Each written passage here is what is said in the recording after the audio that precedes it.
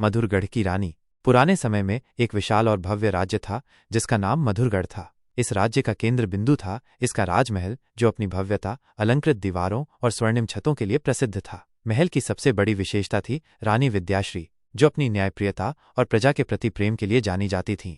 रानी न केवल सुंदर थीं, बल्कि उनकी बुद्धिमत्ता और नेतृत्व क्षमता ने राज्य को शांति और समृद्धि के मार्ग पर अग्रसर किया था। उनके पति राजा अर्जुन वीर और नीतिज्ञ शासक थे, लेकिन रानी का अपने नौकरों और महल के अन्य लोगों के साथ स्नेहपूर्ण व्यवहार ही उन्हें सबसे अलग बनाता था।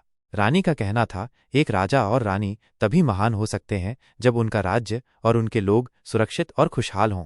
महल के रसोई घर में 50 से अधिक नौकर थे जो भोजन और अन्य सेवाओं की देखभाल करते थे। इनमें एक था रघु, जो अपने काम में कुशल था, लेकिन कुछ वर्षों से रघु के मन में असंतोष था। रघु के पिता महल के पुराने रसोइयों में से एक थे, लेकिन एक विवाद के कारण उन्हें महल से निकाल दिया गया था। रघु ने इसे अपना अपमान समझा और अपने पिता के अपमान का बदला लेने की ठान ली।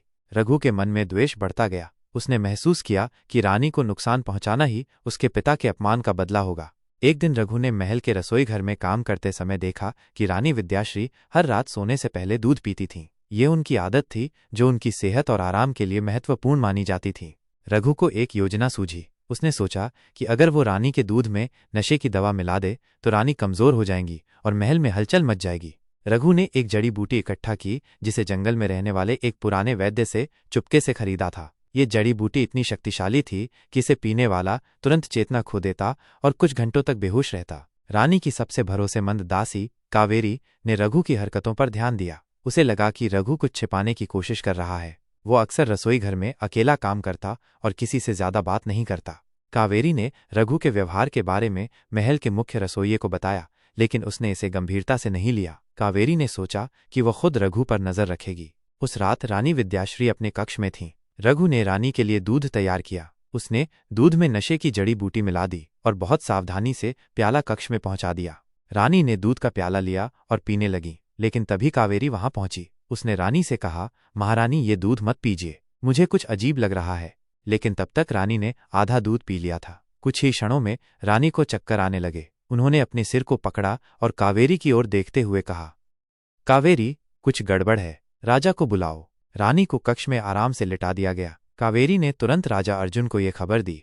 राजा ये सुनकर क्रोधित हो गए और उन्होंने महल में हड़कंप मचा दिया। राजा ने आदेश दिया कि रसोई के सभी नौकरों को दरबार में लाया जाए। हर किसी से पूछताछ की गई। रघु ने खुद को सामान्य दिखाने की कोशिश की, लेकिन उसकी बेचैनी को कावेरी ने नोटिस किया।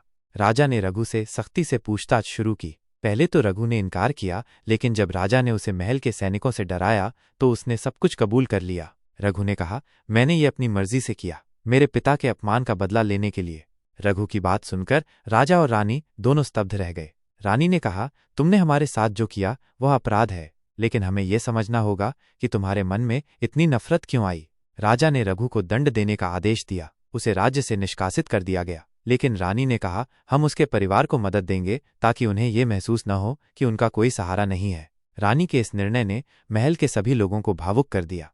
इस घटना के बाद रानी और राजा ने महल में सुरक्षा बढ़ा दी। उन्होंने ये सुनिश्चित किया कि नौकरों की शिकायतों को ध्यान से सुना जाए। इस घटना ने यह सिखाया कि नफरत और बदले की भावना से कुछ भी अच्छा नहीं हो सकता। रानी की दया ने एक नई मिसाल कायम की। ये कहानी हमें सिखाती है कि न्याय और दया हमेशा जीतते हैं।